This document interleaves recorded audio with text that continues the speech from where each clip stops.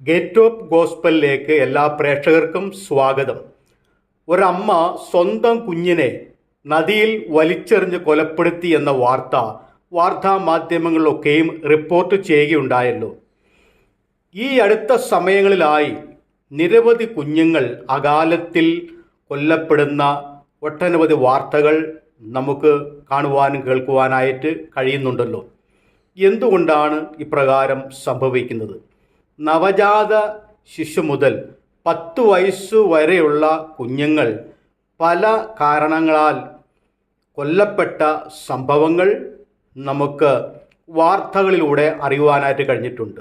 സ്വന്തം മാതാപിതാക്കൾ മുഖാന്തരവും സ്വന്തം ബന്ധുമിത്രാദികൾ മുഖാന്തരവും അന്യർ മുഖാന്തരവുമാണ് ഈ കുട്ടികളെല്ലാം മരണപ്പെടുവാൻ കാരണമായിരിക്കുന്നത്. അതിൻ്റെ പശ്ചാത്തലം എന്താണ് എന്ന് കൃത്യമായിട്ട് അറിയുവാനായിട്ട് കഴിയുന്നില്ല. ഇതിൻ്റെ എല്ലാം പിന്നിൽ സാമൂഹ്യപരമായിട്ടും മനഃശാസ്ത്രപരമായിട്ടും ദൈവശാസ്ത്രപരമായിട്ടും ഒട്ടനവധി വിവരങ്ങൾ, സംഭവങ്ങൾ നമുക്ക് പരിശോധിച്ചാൽ കാണുവാൻ കഴിയുന്നതാണ്.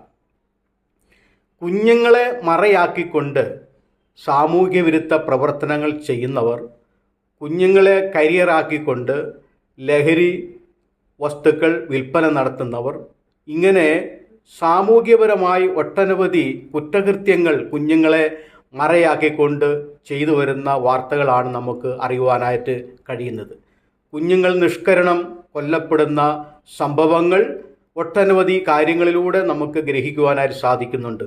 ആത്മഹത്യ ചെയ്യുന്നവർ കുഞ്ഞുങ്ങളോട് ഒരുമിച്ച് ആത്മഹത്യ ചെയ്യുന്നു, കുഞ്ഞുങ്ങളെ തനിച്ചായിട്ട് കൊലപ്പെടുത്തുന്നു.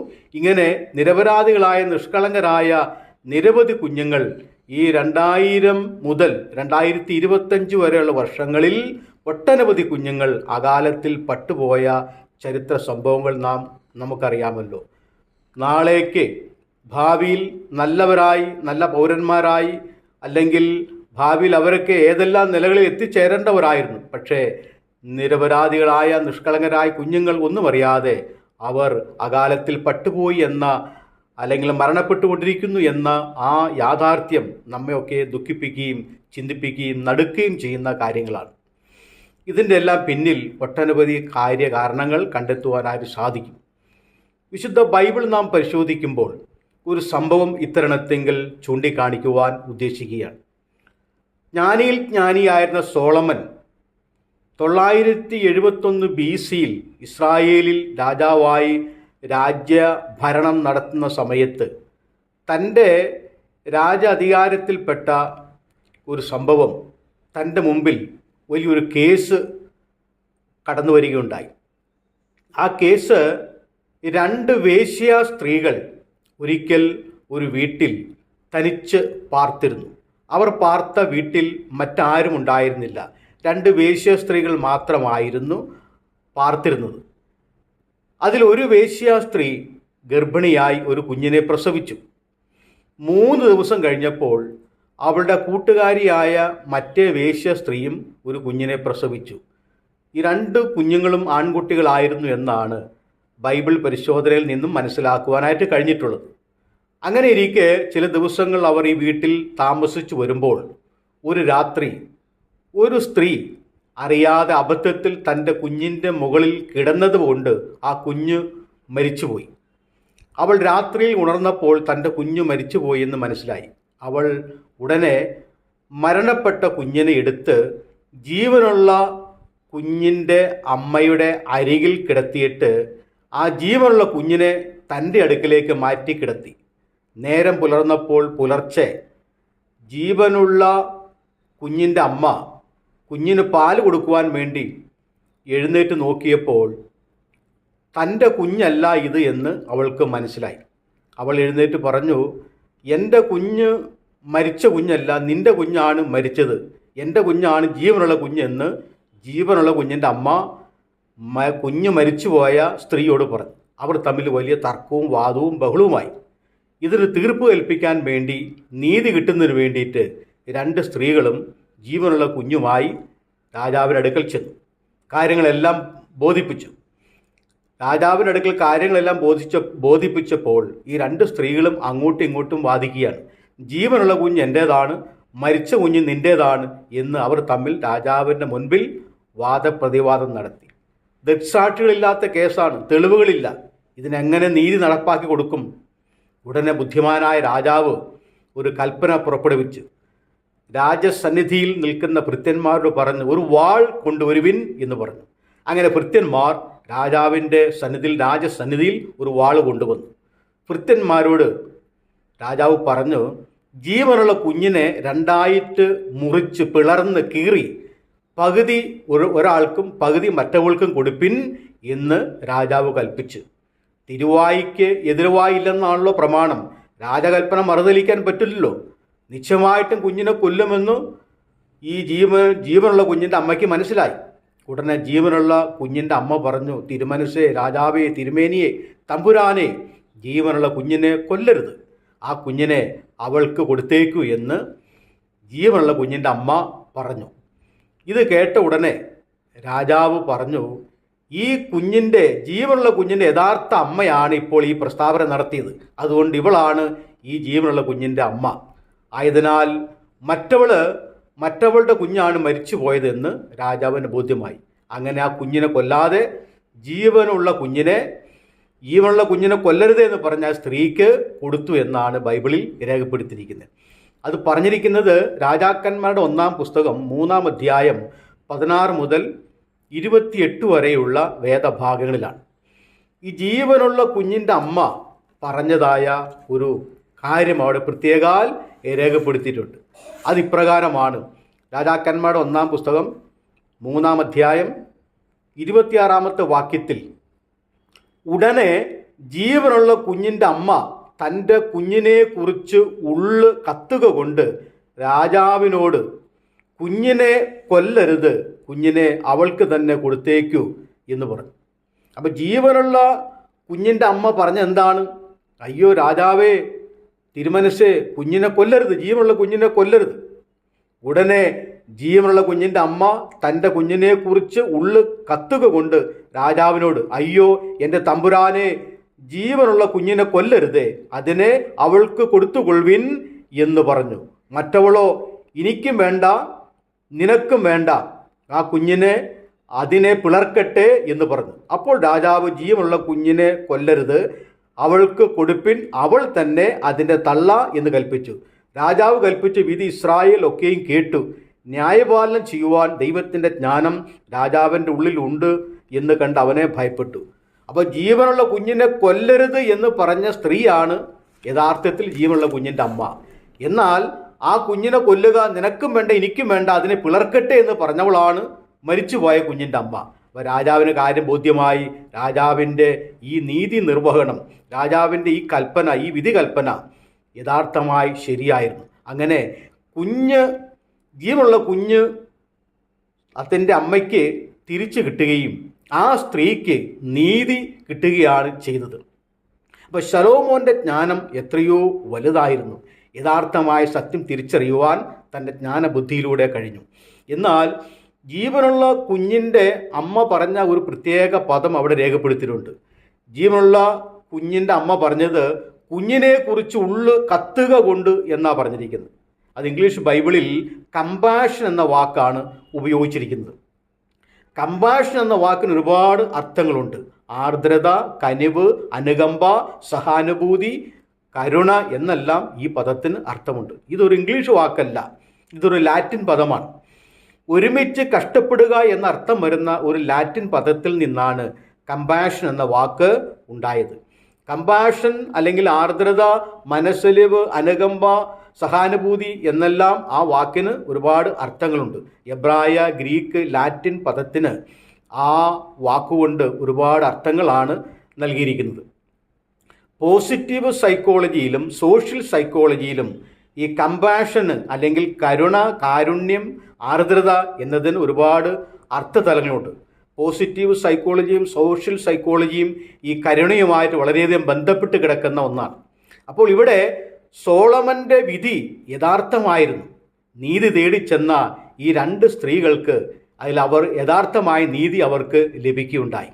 അത് ജീവനുള്ള കുഞ്ഞിൻ്റെ അമ്മയ്ക്കാണ് യഥാർത്ഥമായ നീതി ലഭിച്ചത്. ഇന്ന് നീതി തേടി നീതിപീഠങ്ങളിലേക്കും അല്ലെങ്കിൽ നീതി നിർവഹണ മേഖലകളിലേക്കും ചെല്ലുന്ന ആളുകൾക്കൊക്കെ യഥാർത്ഥമായ നീതി ലഭിക്കുന്നുണ്ടോ, അല്ലെങ്കിൽ നീതി തേടി ചെല്ലുമ്പോൾ അവർ അപമാനിക്കപ്പെടുന്നുണ്ടോ, അവഗണിക്കപ്പെടുന്നുണ്ടോ എന്ന് നാം പരിശോധിക്കേണ്ടിയിരിക്കുന്നു. അങ്ങനെയുള്ള വാർത്തകളാണ് മാധ്യമങ്ങളിലൂടെ നമുക്ക് ലഭിക്കുവാനായിട്ട് കഴിയുന്നത്.